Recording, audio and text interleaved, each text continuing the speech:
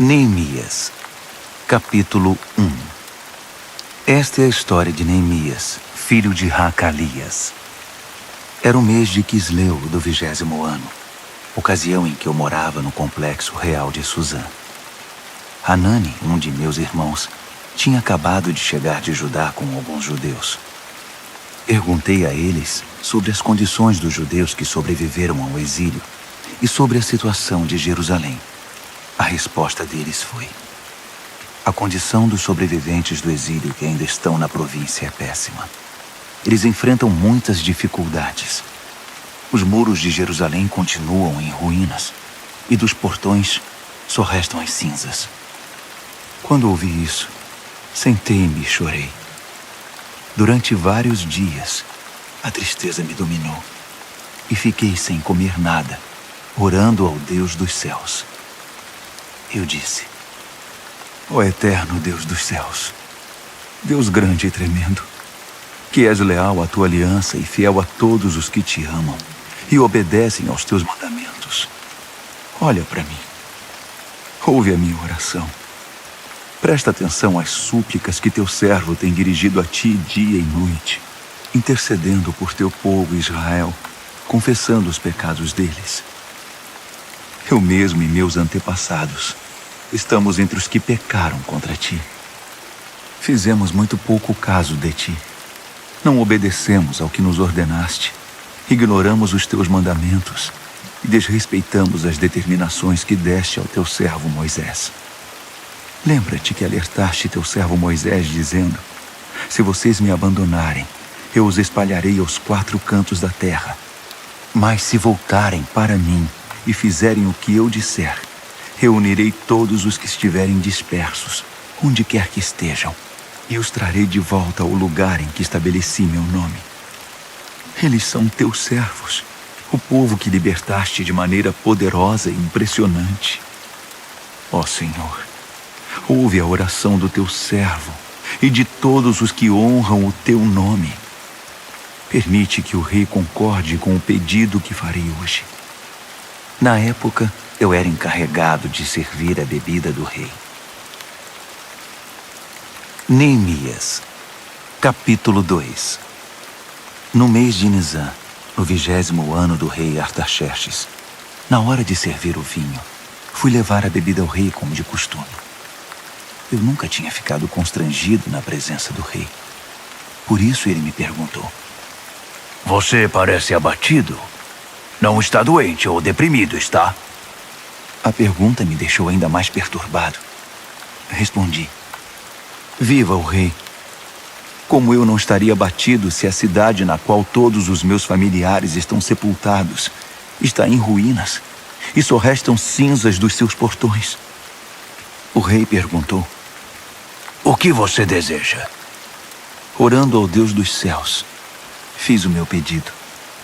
Se o rei está contente comigo e acha que sou um bom funcionário, dá-me permissão para ir ajudar até a cidade na qual meus antepassados estão sepultados, para que eu possa reconstruí-la.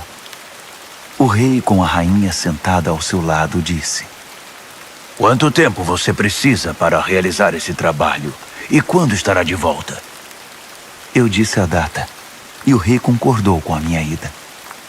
Depois eu disse: se o rei concordar, escreva cartas aos governadores do território a oeste do Eufrates, para que me deixem passar até chegar a Judá. Que o rei dê também ordens a Asaf, o encarregado dos bosques do rei, para me fornecer madeira para as vigas do complexo do templo, para os muros da cidade e para a casa em que vou me alojar. A mão generosa de Deus estava comigo, e o rei me concedeu as cartas. Quando me encontrei com os governadores do outro lado do rio Eufrates, mostrei a eles as cartas do rei. O rei providenciou até mesmo uma escolta de cavaleiros. Quando Sambalate, o Horonita, e Tobias, o oficial amonita, souberam disso, ficaram furiosos. Eles não se conformavam em ver alguém defender os interesses do povo de Israel. Foi assim que cheguei a Jerusalém. Depois de 3 dias, eu e alguns homens que estavam comigo nos levantamos no meio da noite. Eu não tinha contado a ninguém o que Deus havia posto no meu coração a respeito de Jerusalém. O único animal que tínhamos era aquele em que eu estava montado. Na escuridão da noite, passei pela porta do vale na direção da fonte do dragão, até a porta do esterco, inspecionando os muros de Jerusalém que haviam sido derrubados e os portões que haviam sido queimados. Depois passei pela porta da fonte e subi em direção ao tanque do rei, mas não havia como o jumento em que eu estava montado passar. Então subi pelo vale naquela escuridão, inspecionei o muro e voltei pela porta do vale. As autoridades locais não sabiam onde eu havia ido e o que estava fazendo. Eu não tinha dito aos judeus, aos sacerdotes, aos nobres, às autoridades locais, nem a qualquer outra pessoa que estaria trabalhando. Então apresentei a eles um relatório. Vamos ser francos. A situação está muito ruim. Jerusalém está em ruínas. Os portões estão todos queimados. Venham comigo. Vamos construir os muros de Jerusalém para que essa situação lamentável tenha um fim. Também contei a eles que Deus estava comigo e que o rei estava me apoiando. Eles responderam: estamos com você. Vamos começar. Logo estavam prontos para começar a obra. Quando Sambalate, o horonita, Tobias, o oficial amonita, e Gesem, o árabe, souberam disso, começaram a caçoar de nós. O que vocês estão fazendo? Pensam que podem passar por cima das ordens do rei? Respondi: o Deus dos céus nos dará sucesso. Somos servos dele e vamos reconstruir os muros. Vocês podem ficar fora disso. Não deem palpite. Jerusalém não é da conta de vocês. Neemias, capítulo 3. O sacerdote principal, Eliasibe, e seus colegas sacerdotes logo se prontificaram. Começaram a trabalhar na porta das ovelhas. Restauraram as portas e fixaram-nas nos batentes. Depois seguiram até a torre dos 100 e a torre de Hananeel. Os homens de Jericó trabalhavam com eles. Ao lado deles, Zacur, filho de Inri. A porta do peixe foi construída pelos irmãos Hassenaá. Eles a restauraram, a encaixaram nos batentes e instalaram as trancas e as travas de segurança. Meremote, filho de Urias, filho de Racós, trabalhou do lado dele. Ao seu lado, Mesulão, filho de Berequias, filho de Mesesabel. Depois, Zadok, filho de Baaná. Ao lado dele, os tecoitas, exceto os nobres que se recusavam a sujar as mãos. A porta de Gesana foi restaurada por Joiada, filho de Pazéia, e por Mesulão, filho de Besodias. Eles a restauraram, a encaixaram nos batentes e instalaram as trancas e as travas de segurança. O gibeonita Melatias, o meronotita Jadom e os homens de Gibeon e de Mispá, lugares que estavam sob a jurisdição do governador da província além do Eufrates, trabalharam com eles. Uziel, filho de Haraías, um dos ferreiros, trabalhou do lado deles, e ao seu lado Hananias, um perfumista. Eles reconstruíram os muros de Jerusalém até o muro largo. O trecho seguinte foi construído por Refaías, filho de Hur, governador da metade de Jerusalém. Ao lado dele, Gedaías, filho de Harumaf, reconstruiu a frente de sua casa. Atus, filho de Rasabneias, trabalhou do lado dele.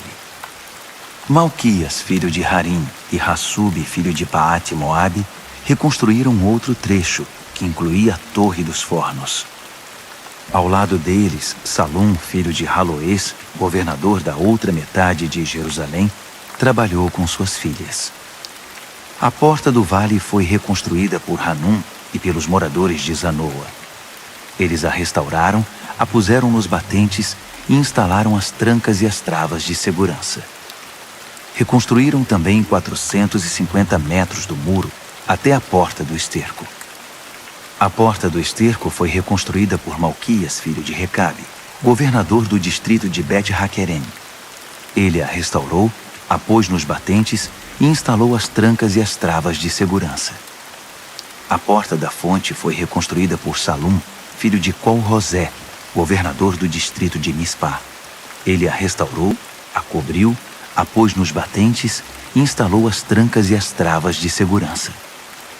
Também reconstruiu o muro do tanque de Siloé, que fica no jardim do rei, até os degraus que descem da cidade de Davi. Depois dele, Neemias, filho de Asbuque, governador da metade do distrito de Bet-Zur, trabalhou desde o trecho diante do túmulo de Davi até o tanque artificial e a casa dos soldados. Em seguida estavam os levitas sob o comando de Reum, filho de Bani. Ao lado deles, Razabias, governador da metade do distrito de Keila, representou aquela região. Depois, seus irmãos continuaram reconstruindo sob o comando de Binui, filho de Henadade, governador da outra metade do distrito de Keila. O trecho que se estende desde a subida do depósito de armas até a esquina do muro foi reconstruído por Ézer, filho de Jesua, governador de Mispá. O trecho desde a esquina até a porta da casa do sacerdote principal Eliasibe foi reconstruído por Baruque, filho de Zabai. Meremote, filho de Urias, filho de Racós, trabalhou desde a porta até o final da casa de Eliasibe. Os sacerdotes da vizinhança continuaram dali. Benjamim e Hassube reconstruíram o trecho do muro diante das suas casas, e Azarias, filho de Maazéias, filho de Ananias, trabalhou do lado das residências. O trecho desde a casa de Azarias até a esquina foi reconstruído por Binui, filho de Henadade. Palau, filho de Uzai, trabalhou do outro lado da esquina e da torre que fica no palácio superior do rei, perto do pátio da guarda. Ao lado dele, Pedaías, filho de Parós, e os servidores do templo que viviam na colina de Ofel reconstruíram desde a porta das águas para o leste até a torre alta. Os homens de Tecoa reconstruíram o trecho desde a grande torre até o muro de Ofel. Os sacerdotes trabalharam no lado de cima da porta dos cavalos. Cada sacerdote reconstruiu o trecho em frente da sua casa. Depois, Zadok, filho de Imer, reconstruiu em frente da sua casa, e em seguida, Semaías, filho de Secanias, o guarda da porta oriental. Depois, Hananias, filho de Selemias, e Hanum, o sexto filho de Zalaf. Em seguida, Mesulão, filho de Berequias, reconstruiu o muro diante do seu galpão. O ferreiro Malquias reconstruiu o muro até o alojamento dos servidores do templo e dos comerciantes, desde a altura da porta da inspeção até a guarita da esquina. Os ferreiros e os comerciantes reconstruíram o trecho que fica entre a guarita da esquina e a porta das ovelhas. Neemias, capítulo 4. Quando Sambalate soube que estávamos reconstruindo o muro, ficou furioso e começou a difamar os judeus. Na companhia de seus comparsas e do exército de Samaria, esbravejou. O que esses pobres judeus estão fazendo? Os coitados acreditam que vão conseguir da noite para o dia restaurar tudo e deixar como antes. Será que vão levantar pedras do nada? Tobias, o amonita, que concordava com ele, acrescentou. Isso mesmo. O que eles pensam que estão construindo? É só uma raposa subir no muro que ele desmorona. Neemias orou. Ouve-nos, ó Deus. Estamos sendo ridicularizados. Faz cair sobre eles essa zombaria. Que os inimigos deles os levem cativos como despojo para uma terra distante. Não perdoes a iniquidade deles. Não os absolvas do seu pecado. Eles estão insultando os que se dedicam à reconstrução. Continuamos a restaurar os muros, e em pouco tempo ele foi fechado até a metade da altura pretendida, porque o povo estava motivado para trabalhar. Quando Sambalate, Tobias, os árabes, os amonitas e os asdoditas souberam que a reconstrução dos muros de Jerusalém estava indo bem e que as brechas do muro estavam sendo tapadas, quase subiram pelas paredes de tanta raiva. Eles se uniram e resolveram atacar Jerusalém, com a intenção de provocar o caos. Mas nós reagimos, orando ao nosso Deus e pondo guardas dia e noite para vigiá-los.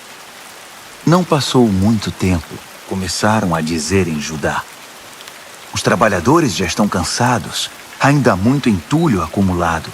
É muito trabalho para nós, não conseguiremos terminar. Ao mesmo tempo, nossos inimigos diziam: eles não saberão quem os atacou. Quando menos esperarem, estaremos no pescoço deles. E vamos matar qualquer um que encontrarmos pela frente. Com isso, a obra será interrompida. Os judeus que eram vizinhos deles alertavam: eles estão rodeando. Daqui a pouco vão atacar. Ouvimos o aviso 10 vezes. Por isso posicionei guardas nos lugares mais vulneráveis do muro e organizei o povo por famílias, equipando-os com espadas, lanças e arcos. Depois de inspecionar tudo, chamei os nobres, os oficiais e os demais e disse: não fiquem com medo deles. Atentem para o Senhor, o Deus grande e temível, e lutem por amor de seus irmãos, seus filhos, suas filhas, suas mulheres e suas casas. Nossos inimigos descobriram que sabíamos de todos os seus planos e que Deus havia frustrado sua estratégia. Então voltamos ao trabalho no muro. A partir desse momento, metade dos jovens trabalhava, enquanto a outra metade fazia segurança com lanças, escudos, arcos e armaduras. Os oficiais militares garantiam em Judá a proteção de todos os que se dedicavam à reconstrução do muro. Os construtores trabalhavam com uma ferramenta numa mão e seguravam uma lança com a outra. Cada um dos construtores trabalhava com uma espada na cintura. Ao meu lado ficava o moço que, se fosse preciso, tocaria a trombeta para fazer soar o alerta. Um dia falei aos nobres, aos oficiais e aos demais: há muito trabalho ainda, e estamos muito espalhados ao longo do muro, distantes uns dos outros. Quando ouvirem o som da trombeta, juntem-se a nós. O nosso Deus lutará por nós.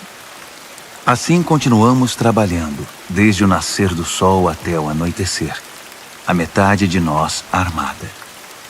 Também instruí o povo: cada pessoa e seu ajudante devem permanecer dentro da cidade. Durante a noite, servirão de guarda, e de dia, trabalharão na construção. Dormíamos todos vestidos, eu, meus irmãos, meus trabalhadores e os guardas que nos protegiam. Ninguém largava sua lança, nem para beber água. Neemias, capítulo 5. O povo iniciou um grande protesto, do qual até as mulheres participaram, contra seus companheiros judeus. Alguns diziam: temos famílias grandes. Se não tivermos comida, vamos morrer. Outros diziam: tivemos que hipotecar nossos campos, nossas vinhas e nossas casas apenas para comprar trigo, para não morrer de fome. Outros ainda diziam: precisamos pedir dinheiro emprestado até para pagar o imposto real sobre nossos campos e vinhas. Vejam, somos do mesmo sangue que nossos irmãos. Nossos filhos são tão bons quanto os deles, mas estamos a ponto de vendê-los como escravos. Algumas das nossas filhas já foram vendidas. E não podemos fazer nada, porque nossos campos e vinhas já pertencem a outros. Quando soube do protesto e das reclamações, fiquei muito aborrecido. Depois de analisar a questão, censurei os nobres e os oficiais. Vocês estão se aproveitando de seus irmãos. Em seguida, convoquei uma reunião de emergência para tratar do assunto e disse à Assembleia: fizemos tudo o que podíamos para resgatar nossos compatriotas judeus que foram vendidos como escravos a estrangeiros. Agora vocês estão vendendo esses mesmos compatriotas de volta à escravidão? Isso significa que teremos de comprá-los outra vez? Eles não disseram nada, mas também o que poderiam dizer? O que vocês estão fazendo está errado. Onde está o temor de Deus? Vocês não se importam com o que as nações ao redor, os nossos inimigos, vão pensar de vocês? Eu, meus irmãos e as pessoas que estão trabalhando comigo também emprestamos dinheiro para eles. Mas é preciso parar com a cobrança de juros. Devolvam a eles os campos, as vinhas, os olivais e as casas. Perdoem todas as dívidas e não cobrem o trigo, o vinho nem o azeite. Eles responderam: está bem, vamos devolver. Não faremos mais exigências. Faremos tudo o que você nos disser. Logo depois reuni os sacerdotes e obriguei os nobres e os oficiais a cumprir a palavra dada. Eu mesmo tirei tudo que tinha no bolso, sacudi na frente deles e disse: que Deus esvazie o bolso e a casa daquele que não cumprir a promessa. Que seja sacudido e esvaziado. Todos concordaram e disseram: vamos fazer assim. E louvaram a Deus. O povo cumpriu mesmo a sua palavra. Desde que o rei Artaxerxes me nomeou governador da terra de Judá, do 20º ano ao 32º ano do reinado de Artaxerxes, nem eu, nem meus irmãos nos beneficiamos da comida destinada ao governador. Os governadores antes de mim oprimiam o povo, exigindo comida e vinho, além de 480 gramas de prata. Até seus auxiliares se aproveitavam do povo. Mas por temor a Deus eu não fiz isso. Eu tinha um trabalho a fazer: construir o muro, e me dediquei a ele. Todos os meus homens estavam envolvidos no trabalho. Não tínhamos tempo para nos preocupar em adquirir propriedades. Além disso, dei de comer do meu próprio bolso a 150 judeus e oficiais provenientes de nações vizinhas. Um boi, 6 ovelhas e vários frangos eram preparados todos os dias. E a cada 10 dias, eu fornecia grande quantidade de vinho. Mesmo assim, nunca me faltou nada. Lembra-te de mim, ó Deus, de tudo que fiz por esse povo. Neemias, capítulo 6. Quando Sambalate, Tobias, Gesem, o árabe, e nossos demais inimigos souberam que havíamos reconstruído o muro e que não havia mais brechas nele, apesar de ainda não termos posto os portões, Sambalate e Gesem mandaram dizer: venha se encontrar conosco em Quefirim, no vale de Ono. Eu sabia que eles pretendiam me causar algum mal. Por isso mandei dizer: estou ocupado com um trabalho importante e não posso ir agora. Por que interromperia o que estou fazendo só para me encontrar com vocês? Eles fizeram o convite 4 vezes, e 4 vezes mandei a mesma resposta. Então, pela 5ª vez, pelo mesmo mensageiro, Sambalate mandou uma carta selada com a seguinte mensagem: estão dizendo entre as nações, e Gesem confirma isso, que você e os judeus estão planejando uma revolta, e que essa é a razão de estarem reconstruindo os muros. Estão dizendo que você quer ser rei e que já nomeou profetas para proclamar em Jerusalém: há um rei em Judá. Tudo isso será relatado ao rei. Você não acha melhor sentarmos para conversar? Mandei dizer: tudo o que você está falando não passa de invenção sua. Eles estavam tentando nos intimidar. Pensavam: eles vão desistir, e assim nunca terminarão essa obra. Mas pedi a Deus: dá-me forças. Logo depois, fiz uma reunião secreta com Semaías, filho de Delaías, filho de Meetabel, em sua casa.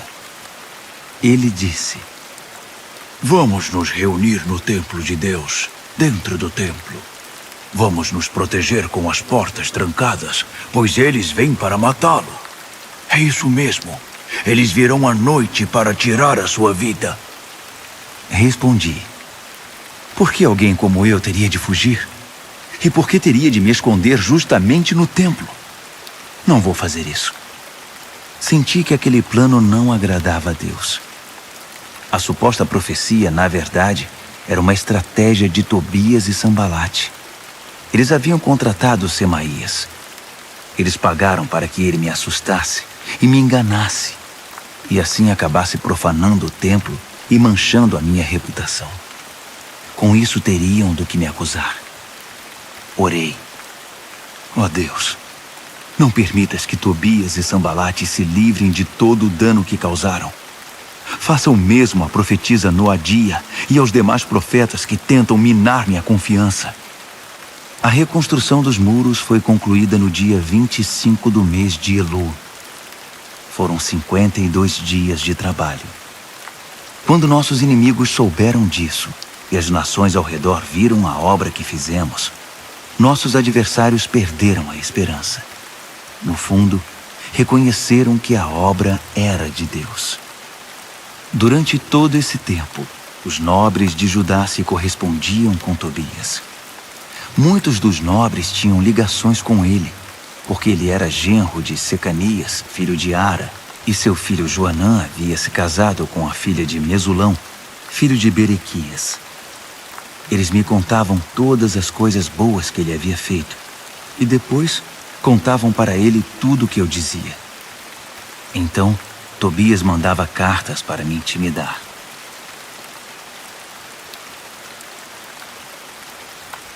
Neemias, capítulo 7.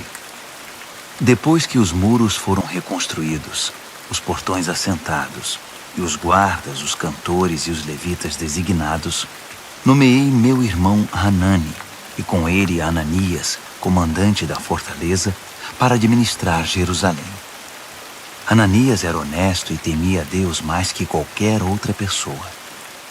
Dei a seguinte ordem: não abram os portões de Jerusalém antes do nascer do sol, e tranquem os portões com as barras de segurança antes de os guardas se retirarem. Escolham guardas entre os cidadãos de Jerusalém e encarreguem-nos da segurança no trecho que fica diante da casa deles. A cidade era grande e espaçosa, mas a população era ainda pouco numerosa e muitas casas continuavam em ruínas. Deus pôs em meu coração reunir os nobres, os oficiais e toda a população para que todos fossem registrados. Encontrei os registros genealógicos dos que retornaram do exílio com o primeiro grupo. Estes são os nomes que constavam deles. Estes são os habitantes da província que retornaram do cativeiro, os quais Nabucodonosor, rei da Babilônia, tinha levado cativos. Eles voltaram para Jerusalém e Judá, cada um para sua cidade de origem.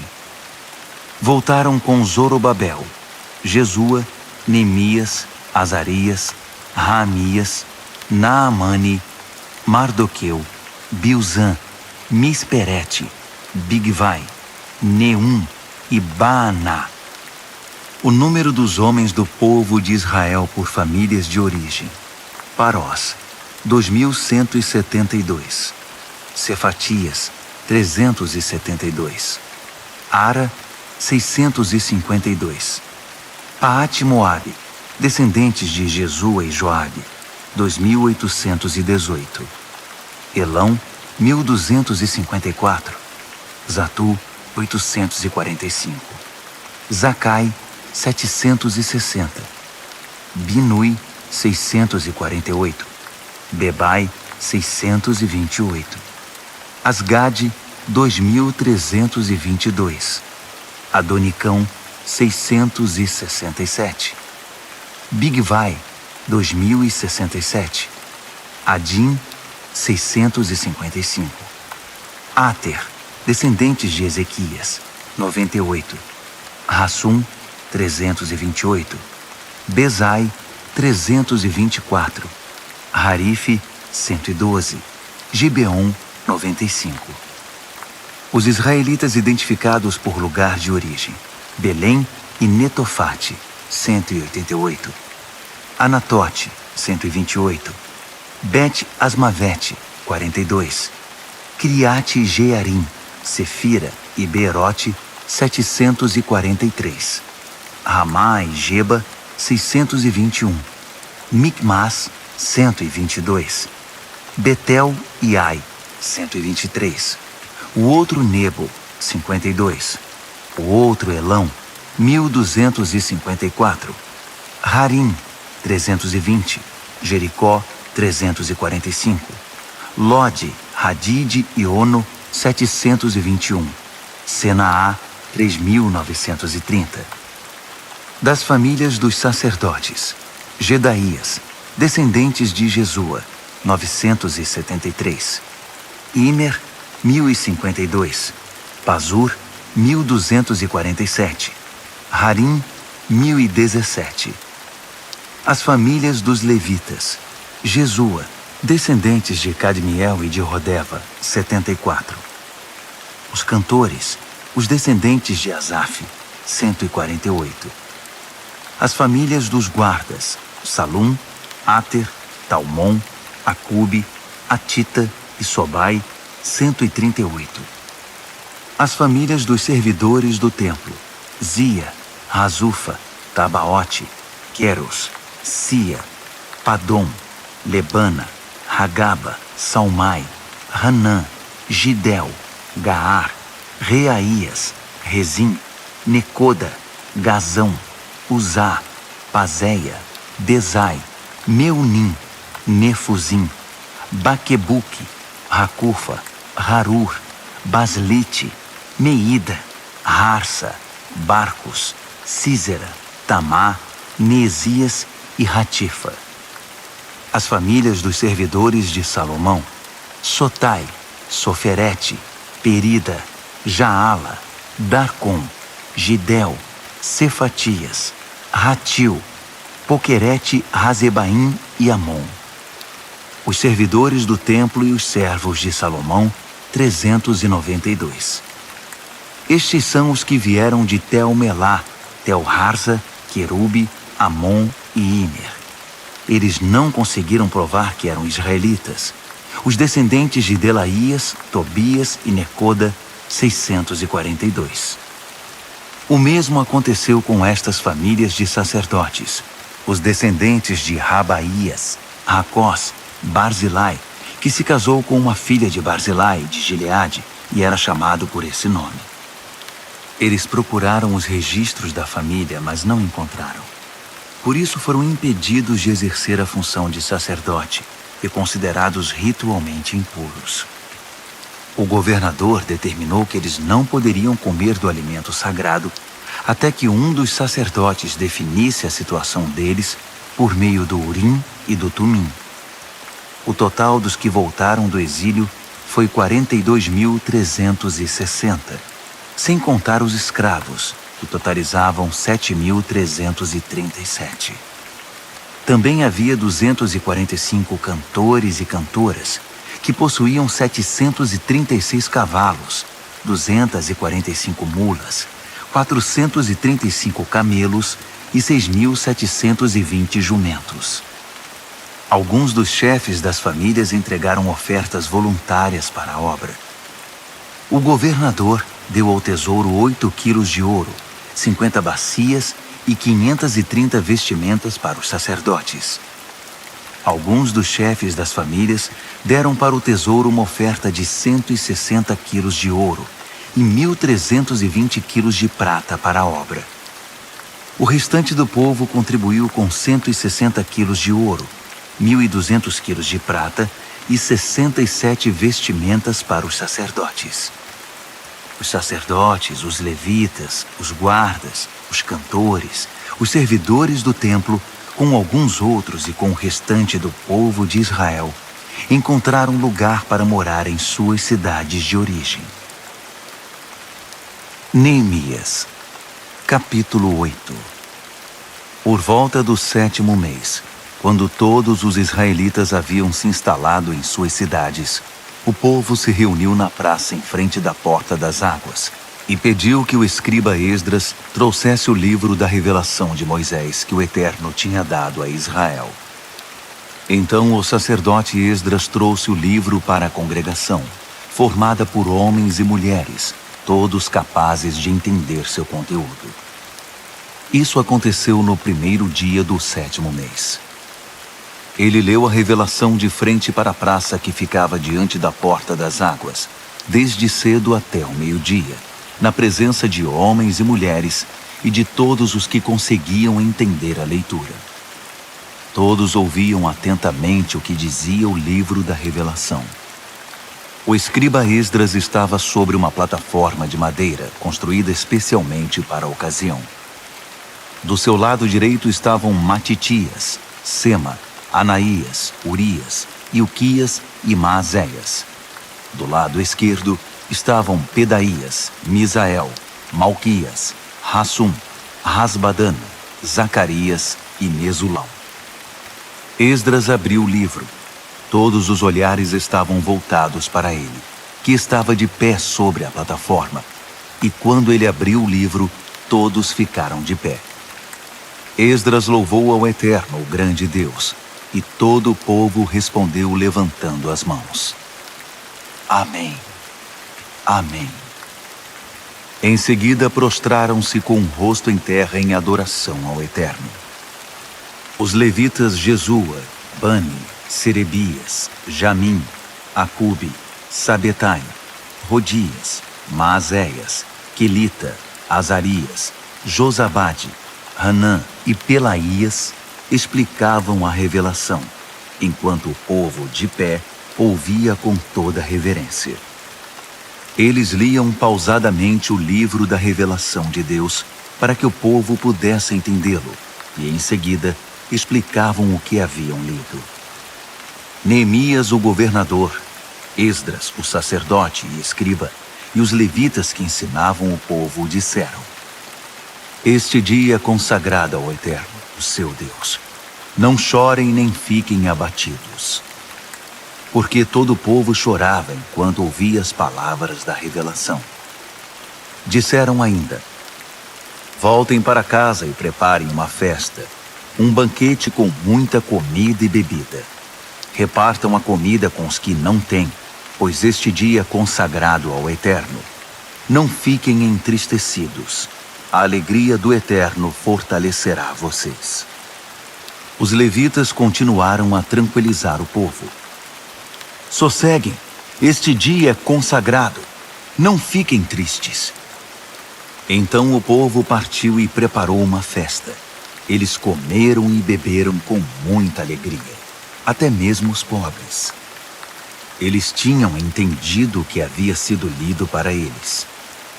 No segundo dia do mês, os chefes das famílias de todo o povo, e os sacerdotes, os levitas, reuniram-se em torno do escriba Esdras para estudar mais profundamente as palavras da revelação. Descobriram na revelação que o Eterno havia ordenado por meio de Moisés que o povo de Israel deveria permanecer em cabanas durante as festividades do 7º mês. Então baixaram um decreto e divulgaram entre todas as cidades e em Jerusalém.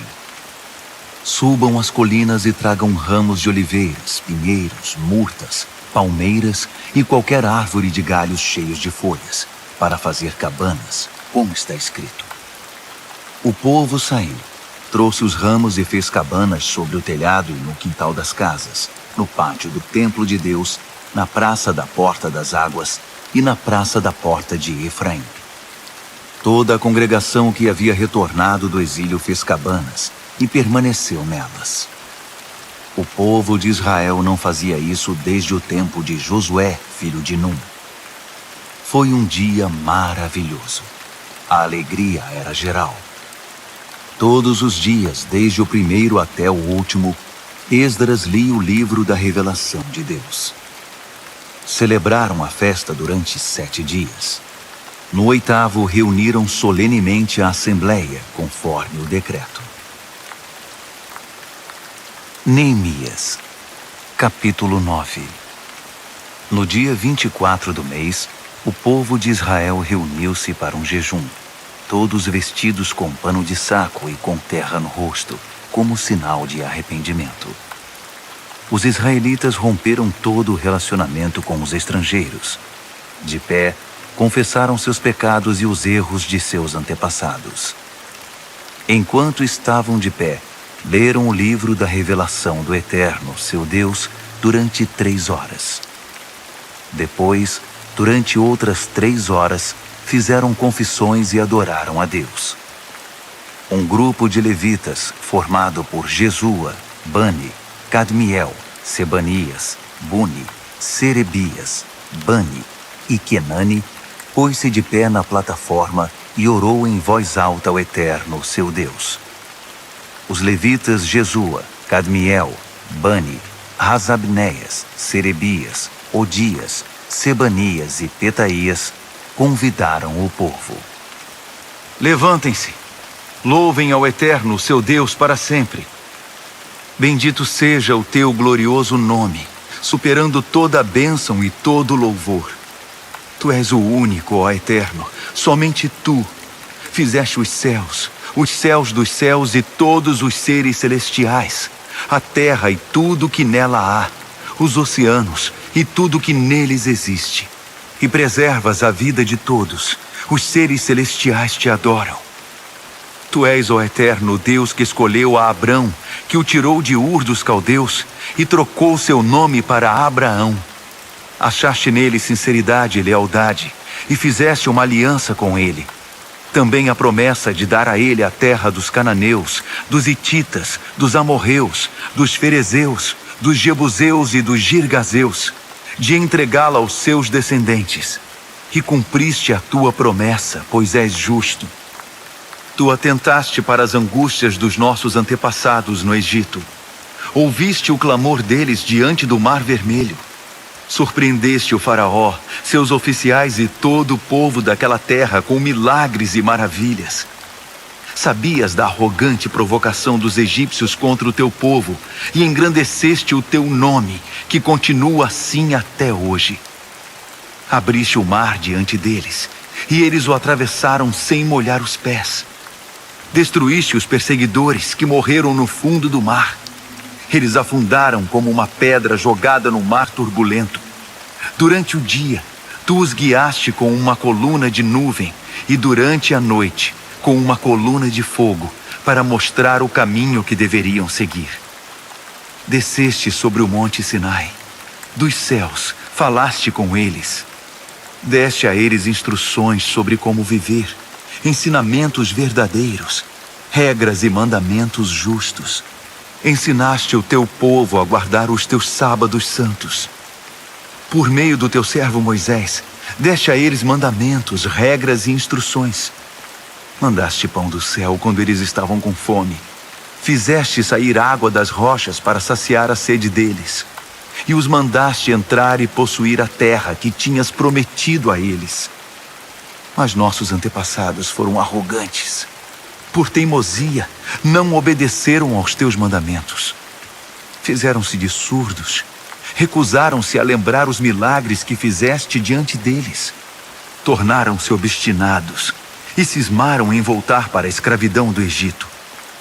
Mas tu, sendo Deus perdoador, misericordioso e compassivo, de paciência inacreditável e cheio de amor, não os desamparaste. Mesmo depois de esculpirem um bezerro e de terem dito: "Este é o Deus de vocês que os tirou do Egito", e de terem feito coisas piores, tu, por tua grande compaixão, não os abandonaste à própria sorte no deserto. A coluna de nuvem não os deixou. Diariamente, ela continuava mostrando o caminho.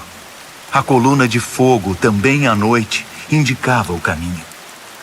Tu concedeste o teu espírito para ensiná-los a viver com sensatez. Nunca deixaste de enviar o maná e deste a eles água em abundância. Sustentaste o povo 40 anos no deserto, e eles tinham tudo de que precisavam. Suas vestes não envelheceram, e seus pés nunca ficaram inchados. Entregaste a eles reinos e povos. Repartiste os territórios deles com o teu povo. Eles conquistaram a terra de Seom, rei de Esbom, e a terra de Og, rei de Bazã. Fizeste que se multiplicassem como as estrelas do céu, e os fizeste entrar e possuir a terra, pois havias prometido aos seus antepassados que eles iriam conquistá-la. Eles entraram na terra, tomaram posse dela e fizeram morada ali. Os cananeus que viviam ali renderam-se diante deles. Tu entregaste ao teu povo a terra, os reis e o povo deles. Podiam fazer o que quisessem com eles. Eles conquistaram fortalezas e lavouras produtivas. Possuíram casas cheias de bens, cisternas, vinhas, olivais, pomares com muitas árvores. Comeram e se fartaram do melhor da terra. Deleitaram-se em tua grande bondade. Mas eles se rebelaram contra ti, abandonaram as tuas leis e mataram os teus profetas, os profetas que tentavam conduzi-los de volta para ti, e fizeram coisas ainda piores. Tu os entregaste aos inimigos que os maltrataram. Mesmo assim, no meio da aflição, eles clamaram a ti, e tu os ouviste dos céus. Por conta da tua imensa compaixão, enviaste libertadores que os salvaram da crueldade dos inimigos. Mas assim que as coisas melhoravam, voltavam a cometer pecados piores. Então entregaste aquele povo à própria sorte, aos inimigos que os dominavam. Outra vez eles clamaram, e por tua grande compaixão, tu os ouviste e os livraste. Isso se repetiu várias vezes. Tu os aconselhaste a voltar para a tua revelação, mas eles reagiram com arrogância, desprezaram teus mandamentos, rejeitaram tuas ordenanças, as palavras que dão vida ao ser humano. Simplesmente viraram as costas, foram intransigentes e não quiseram ouvir. Por muitos anos foste compreensivo com eles e os advertiste por teu espírito, por meio dos teus profetas. Quando se recusavam a ouvir, tu os entregavas aos estrangeiros. Mesmo assim, por causa da tua grande compaixão, não os aniquilaste. Não os abandonaste para sempre. Pois tu és um Deus de misericórdia e de compaixão.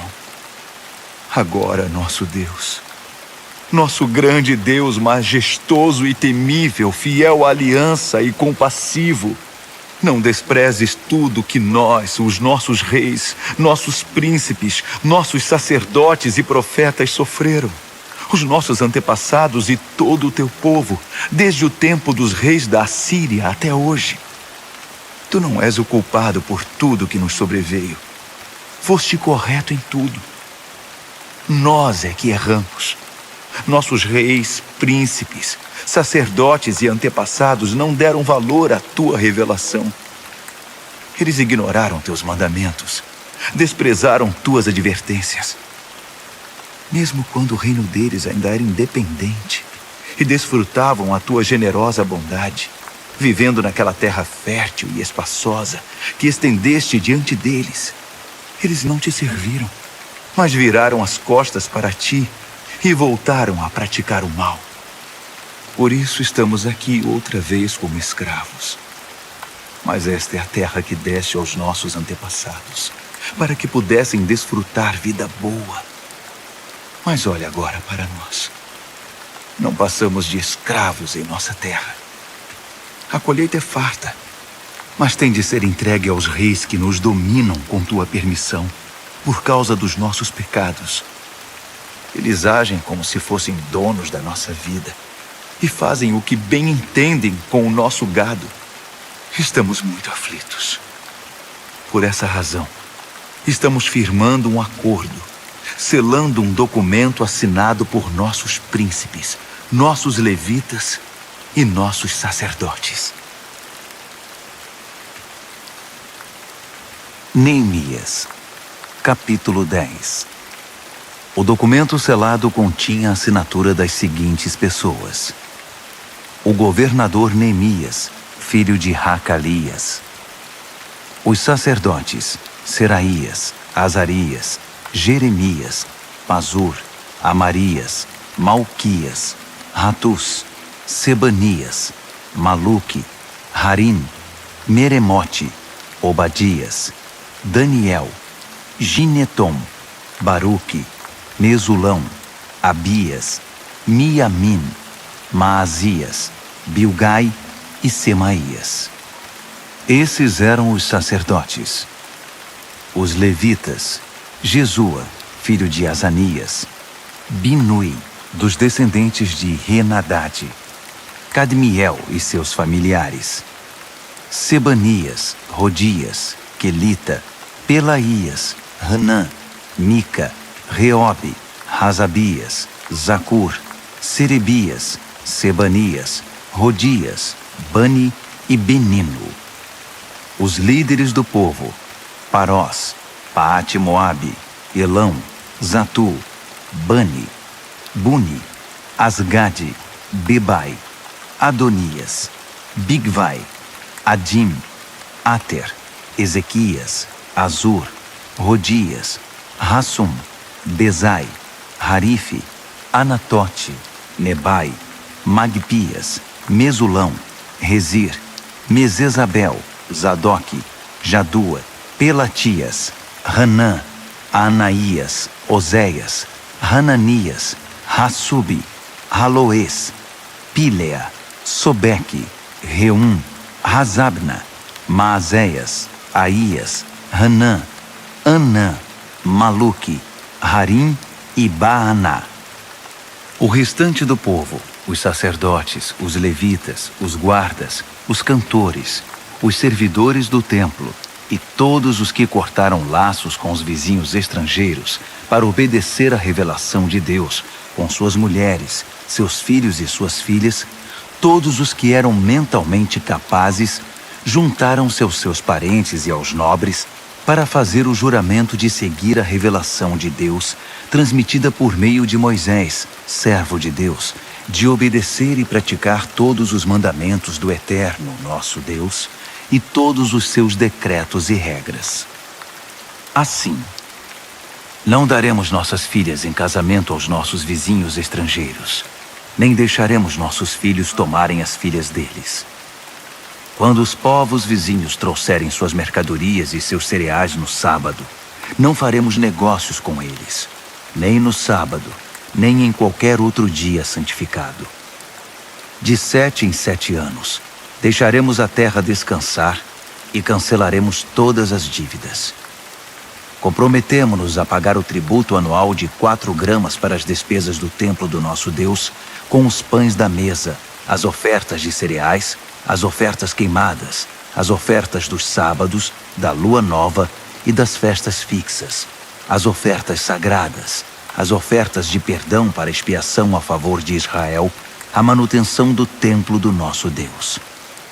Nós, os sacerdotes, os levitas e todo o povo, escolhemos por sorteio as famílias que trarão a lenha para o fogo do altar do nosso Deus, de acordo com o programa anual estabelecido na revelação. Comprometemo-nos a entregar anualmente ao templo do Eterno os primeiros frutos da nossa lavoura e dos nossos pomares, o primeiro filho e o primeiro animal, e a primeira cria do nosso gado e das nossas ovelhas, aos sacerdotes que servem no templo do nosso Deus, como prescreve a revelação. Traremos o melhor dos nossos cereais, das nossas contribuições do fruto de toda a árvore, do vinho e do azeite para os sacerdotes, para os depósitos do templo do nosso Deus. Traremos os dízimos das nossas lavouras para os levitas, uma vez que os levitas foram designados para arrecadar os dízimos nas cidades em que trabalhamos.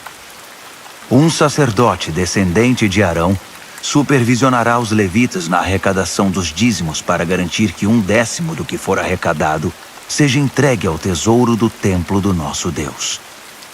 Faremos que o povo de Israel e os levitas entreguem os cereais, o vinho e o azeite para os depósitos em que também são guardados os utensílios do santuário e nos quais os sacerdotes, os guardas e os músicos que ministram se reúnem. Não negligenciaremos o templo do nosso Deus. Neemias, capítulo 11. Os líderes do povo já estavam morando em Jerusalém.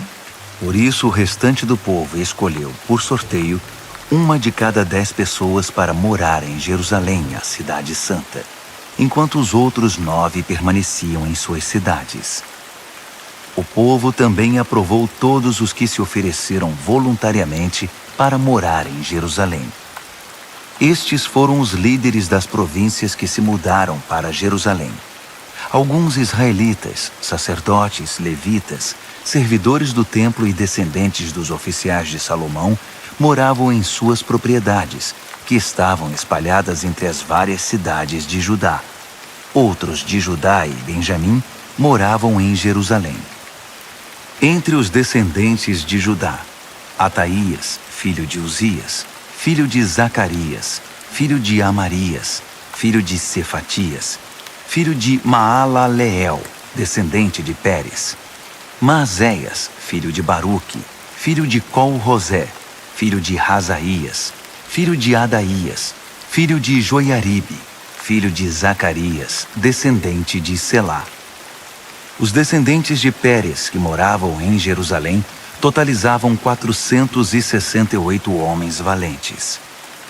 Entre os descendentes de Benjamim, Salu, filho de Mesulão, filho de Joede, filho de Pedaías, filho de Colaías, filho de Maazéias, filho de Itiel, filho de Jesaías, e seus irmãos Gabai e Salai.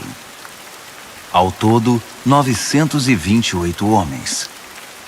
Joel, filho de Zicre, era chefe deles, e Judá, filho de Rassenua, era o segundo no comando sobre a cidade. Dos sacerdotes, Gedaías, filho de Joiaribe, e Jaquim.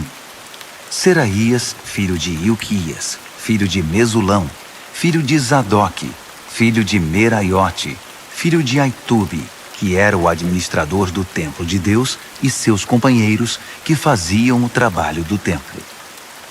Ao todo eram 822 homens. Além desses, Adaías, filho de Jeroão, filho de Pelaías, filho de Anze, filho de Zacarias, filho de Pazur, filho de Malquias, e seus companheiros, que eram chefes de famílias. Totalizavam 242 homens. Amassai, filho de Azarreel, filho de Azai, filho de Mesilemote, filho de Imer, e seus companheiros, todos homens valentes. Eram 128 homens. O chefe deles era Zabdiel, filho de Gedolim. Dos levitas, Semaías, filho de Hassube, filho de Asricão, filho de Razabias, filho de Buni, Sabetai e Josabade, 2 líderes dos levitas encarregados do trabalho externo do templo de Deus. Matanias, filho de Mica, filho de Zabde, filho de Asaf, o dirigente que conduzia as ações de graças e as orações. Baquebuquias, o segundo entre seus companheiros. Abda, filho de Samua, filho de Galau, filho de Gedutum. Os levitas da cidade santa totalizavam 284 homens. Dos guardas, Acube, Talmon e seus companheiros, que vigiavam os portões. Um total de 172 homens. O restante dos israelitas, sacerdotes e levitas, estavam espalhados por todas as cidades de Judá, cada um na propriedade de sua família. Os servidores do templo moravam na colina de Ofel. Zia e Gispa eram os líderes deles. O chefe dos levitas em Jerusalém era Uzi, filho de Bani, filho de Razabias, filho de Matanias, filho de Mica. Uzi era dos descendentes de Asaf, os cantores que dirigiam a adoração no templo de Deus. Os cantores estavam sob as ordens do rei, que determinava as atividades diárias deles. Petaías, filho de Mesesabel, descendente de Zerá, filho de Judá, representava os interesses do povo na corte real. Alguns do povo de Judá foram morar nos vilarejos próximos de suas terras, em Kiriat Arba, Hebrom e seus arredores, em Dibom e seus arredores, em Jecab-Zeel e seus arredores, em Jesua, em Moladá, em Bet-Pelete, em Hazar-Sual, em Berseba e seus arredores, em Ziclag, em Meconá e seus arredores, em En-Rimon, em Zorá, em Jarmute, em Zanoa, em Adulão e seus arredores, em Laques e suas pastagens, em Azeca e seus arredores. Ocupavam toda a região desde Berseba até o vale do Rinom. Os benjamitas de Geba foram viver em Micmas, Aia, Betel e seus arredores, Ananote, Nobe e Ananias, Razor, Ramá e Gitaim, Hadide, Zeboim e Nebalate, Lode e Ono, e o Vale dos Artesões. Alguns grupos de levitas de Judá foram designados para morar em Benjamim. Neemias, capítulo 12.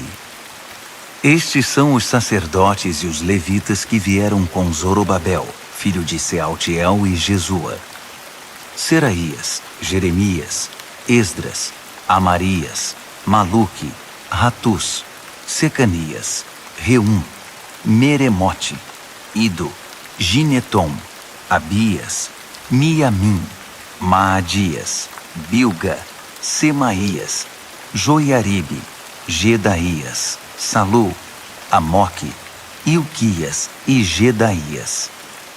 Esses eram os líderes dos sacerdotes no tempo de Jesua. Os levitas: Jesua, Binui, Cadmiel, Serebias e Judá. Matanias e seus irmãos eram encarregados dos cânticos de louvor, e seus irmãos Baquebuquias e Uni ficavam de frente para eles durante a adoração. Jesua foi pai de Joiaquim. Joiaquim foi pai de Eliasibe.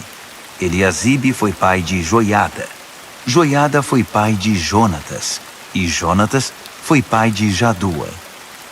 Nos dias de Joiaquim, estes foram os chefes das famílias dos sacerdotes: da família de Seraías, Meraías; de Jeremias, Ananias; de Esdras, Mesulão; de Amarias, Joanã; de Maluque, Jonatas; de Secanias, José; de Harim, Adna; de Meremote, Reucai; de Ido, Zacarias; de Ginetom, Mesulão; de Abias, Zicre; de Miniamim e Maadias, Piltai; de Bilga, Samua; de Semaías, Jonatas; de Joiaribe, Matenai; de Gedaías, Uzi; de Salai, Calai; de Amoque, Heber; de Ilquias, Razabias; de Gedaías, Natanael. Nos dias de Eliasibe, Joiada, Joanã e Jadua, os levitas foram registrados como chefes de famílias. Durante o reinado de Dario, o rei da Pérsia, foram registrados os sacerdotes. Os levitas que eram chefes de famílias foram registrados no livro das crônicas até os dias de Joanã, filho de Eliasibe. Eram eles Razabias, Serebias e Jesua, filho de Cadmiel. Seus irmãos ficavam de frente para eles durante o louvor e as ações de graças, para fazer o contracanto, conforme Davi, o homem de Deus, havia instruído. Os guardas foram Matanias, Baquibuquias, Obadias, Mesulão, Talmom e Acube. Eles vigiavam os depósitos que ficavam ao lado dos portões. Viveram na época de Joiaquim, filho de Jesua, filho de Josadaque, no período do governador Neemias e do sacerdote e escriba Esdras. Para a dedicação dos muros foram convocados levitas de toda parte para estar em Jerusalém e preparar uma grande celebração, com hinos de ações de graças e cânticos ao som de símbolos, harpas e liras. Vieram cantores de todas as partes de Jerusalém, dos vilarejos dos Netofatitas, de Bet-Gilgal, das terras de Geba e Asmavete. Eles fundaram vilas para si em torno de Jerusalém. Os sacerdotes e os levitas se consagraram. Depois, fizeram o mesmo com o povo, os portões e o muro. Chamei os líderes de Judá para se reunirem perto do muro e formei 2 grandes coros. Um deles seguiu para a direita, na direção da porta do esterco, acompanhado por Rosaías e metade dos líderes de Judá, entre eles Azarias, Esdras, Mesulão, Judá, Benjamim, Semaías e Jeremias. Alguns dos jovens sacerdotes portavam trombetas. Depois, tocando os instrumentos musicais de Davi, o homem de Deus, vinham Zacarias, filho de Jonatas, filho de Semaías, filho de Matanias, filho de Micaías, filho de Zacur, filho de Asaf e seus irmãos Semaías, Azarreel, Milalai, Gilalai, Maai, Natanael, Judá e Hanani. O escriba Esdras os liderava. Da porta da fonte, subiram direto pelos degraus da cidade de Davi, pela escada que fica ao longo do muro, acima do palácio de Davi, voltando para a porta da fonte a leste. O outro grupo seguiu para a esquerda. Eu e metade do povo seguimos pelo muro, desde a Torre dos Fornos até a parte larga do muro, acima da porta de Efraim, a porta de Gesana, a porta do Peixe, a torre de Hananeel e a torre dos 100, até a porta das ovelhas. Paramos na porta da guarda. Depois, os 2 coros ocuparam seus lugares no templo de Deus. Acompanhei a metade dos oficiais e os sacerdotes Eliaquim, Maazéias, Miniamim, Micaías, Elioenai, Zacarias e Hananias, que estavam com suas trombetas. Também estavam lá Maazéias, Semaías, Eleazar, Uzi, Joanã, Malquias, Elão e Ézer. Os cantores eram conduzidos por Jezraías. Naquele dia ofereceram muitos sacrifícios numa grande celebração, pois Deus os havia enchido de alegria. As mulheres e as crianças levantaram a voz com todo o povo. O júbilo de Jerusalém foi ouvido de muito longe. Naquele mesmo dia, foram escolhidos os encarregados dos depósitos das ofertas, dos primeiros frutos e dos dízimos. Eles tinham a responsabilidade de garantir que a porção dos sacerdotes e dos levitas, ordenada pela revelação, fosse trazida das terras pertencentes às cidades. O povo de Judá respeitava muito o trabalho dos sacerdotes e dos levitas. O povo, os cantores e os guardas fizeram tudo como mandava a cartilha. Conduziram a adoração a Deus e o ritual da purificação, de maneira tal que teria enchido os olhos de Davi e Salomão. Era assim que se fazia antigamente, nos dias de Davi e de Asaf, quando havia dirigentes de coros para conduzir o povo nos cânticos de louvor e ações de graças a Deus. Na época de Zorobabel e Neemias, todo Israel contribuía com quantias diárias para os cantores e os guardas. Também separavam o que era destinado aos levitas e os levitas faziam o mesmo para os descendentes de Arão. Neemias, capítulo 13. Naquele mesmo dia, foi lido o livro de Moisés diante do povo. Descobriu-se no livro que nenhum amonita ou moabita podia fazer parte da congregação do povo de Deus, porque eles não haviam acolhido o povo de Israel, negando a eles comida e bebida. Em vez de ajudar os israelitas, contrataram Balaão para amaldiçoá-los. Mas Deus transformou a maldição em bênção. Quando ouviram a leitura da revelação, excluíram de Israel todos os estrangeiros. Antes disso, o sacerdote Eliasibe havia sido encarregado dos depósitos do templo de Deus. Ele era parente de Tobias e tinha disponibilizado para ele uma sala grande que era usada para estocar as ofertas de cereais, incenso, os utensílios para o sacrifício, os dízimos dos cereais, do vinho e do azeite para os levitas, os cantores e os guardas, e as ofertas para os sacerdotes. Eu não estava em Jerusalém quando isso aconteceu. No 32º ano de Artaxerxes, rei da Babilônia, eu havia voltado para o palácio do rei. Mais tarde, pedi permissão ao rei para viajar outra vez. Cheguei a Jerusalém e foi quando soube que Eliasibe havia cedido espaço para Tobias nos pátios do templo de Deus. Fiquei realmente furioso. Joguei fora tudo o que estava dentro da sala, todos os pertences de Tobias.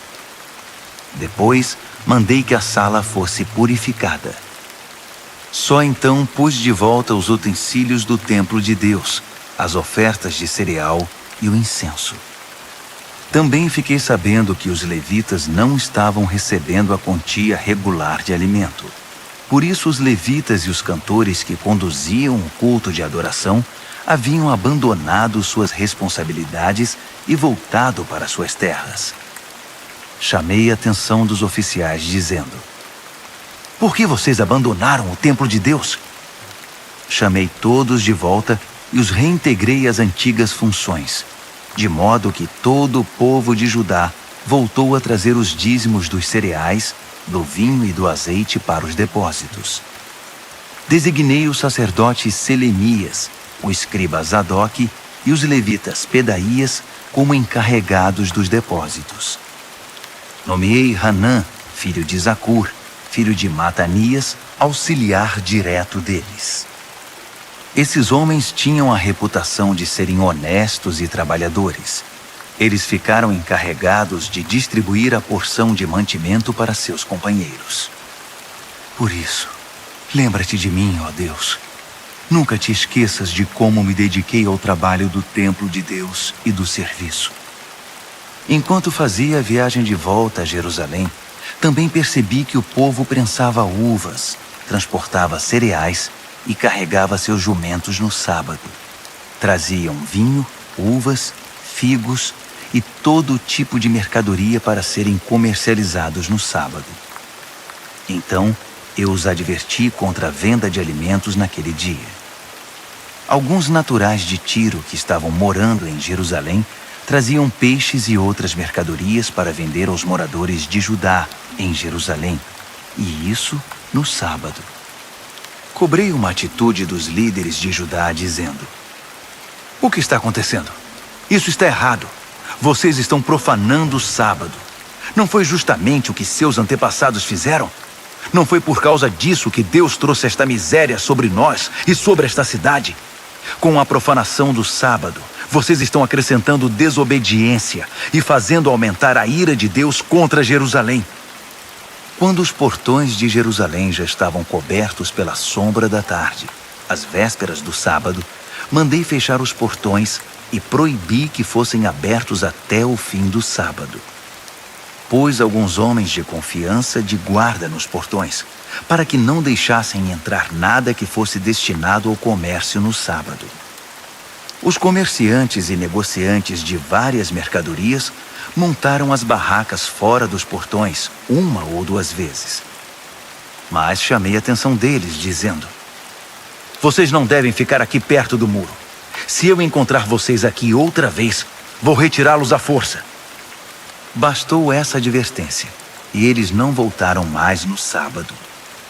Depois, instruí os levitas a se purificarem e assumirem o posto nos portões, para que a santidade do sábado fosse respeitada. Lembra-te de mim, ó Deus. Tem compaixão de mim, por teu grande amor e por tua fidelidade. Na mesma época, constatei ainda que muitos judeus haviam se casado com mulheres de Asdod, de Amon e de Moabe. Metade das crianças nem falava o idioma de Judá, só sabiam falar a língua de Asdod ou outra língua. Então chamei a atenção desses homens e os amaldiçoei. Cheguei a bater em alguns deles e a arrancar seus cabelos. Fiz que jurassem em nome de Deus que acatariam a minha ordem. Não deem suas filhas em casamento aos filhos desses povos. Nem deixem as filhas deles se casarem com seus filhos. Nem tomem mulheres para vocês do meio desses povos. Não foi justamente esse o pecado de Salomão, rei de Israel, quando tomou mulheres como essas? Apesar de não ter havido outro rei como ele, e de Deus o ter amado e feito dele rei sobre todo Israel, as mulheres estrangeiras provocaram sua ruína. Vocês chamam isto de obediência? Envolver-se em tamanho mal, sendo infiéis a Deus, casando-se com mulheres estrangeiras? Um dos filhos de Joiada, filho do sacerdote principal Eliasibe, era genro de Sambalate, o horonita. Eu o expulsei da minha presença. Lembra-te deles, ó Deus, de como profanaram o sacerdócio e a aliança dos sacerdotes e dos levitas. Eu os purifiquei de tudo que era estranho.